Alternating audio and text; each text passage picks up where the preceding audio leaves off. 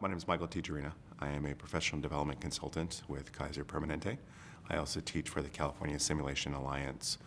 I started in simulation probably about five and a half years ago when my manager introduced me to SimMan, and I was just in love.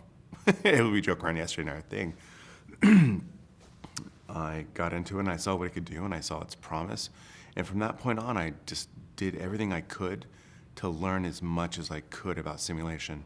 So I took all the classes I possibly could and just started developing and doing. And my passion has never stopped since then. I continue to grow and learn.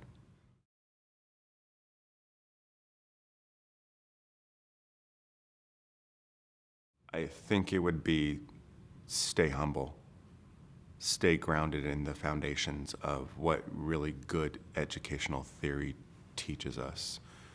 And yeah, definitely it would be just staying grounded in the basics. I think those seem to work the best.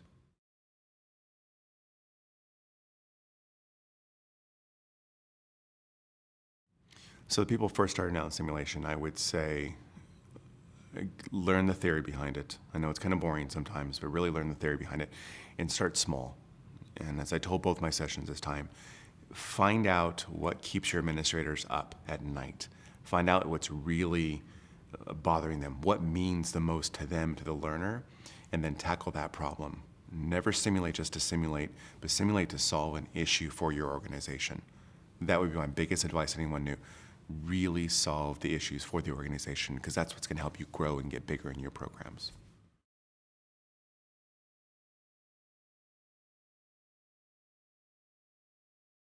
I think I have a passion for patient safety is one of my biggest things. I have a passion for learning.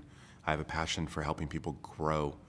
And I want to see people catch on with simulation, because I think it's just not just evidence-based, but people really like it as well. And that's hard to find sometimes, things that are evidence-based and people like it. So I think it's the fact that I'm committed to see simulation as a methodology continue to grow and continue to flourish, and because it makes a difference in people's lives.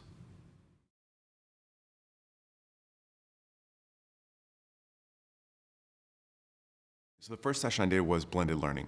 And how do you really use blended learning to make it effective? And my key point was blended learning is not just slapping an e-learning on top of a traditional learning course, but it's taking your e-learning, build it in with case studies, build it in with deliberate practice, build it with simulation, and then transfer it out to the actual clinical environment where they're actually practicing.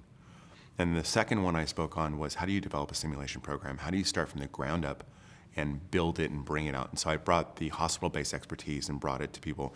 And it was good because they were able to ask me questions and we were able to interact, and I had some really two great people with me side by side who knew their stuff, and I was in really good company.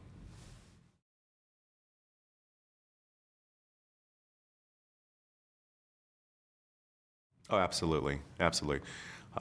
One of the main things about simulation and the SUNS is it's peer-to-peer.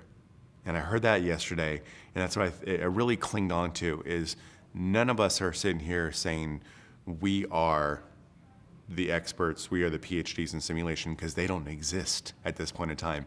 We all do it, and we all network. And I haven't met one person yet that says, no, you can't use that because that's mine. We all share. And I think that's what makes the simulation users network most successful, is everyone wants to see everyone else succeed, and they're willing just to hand their work over and say, go for it.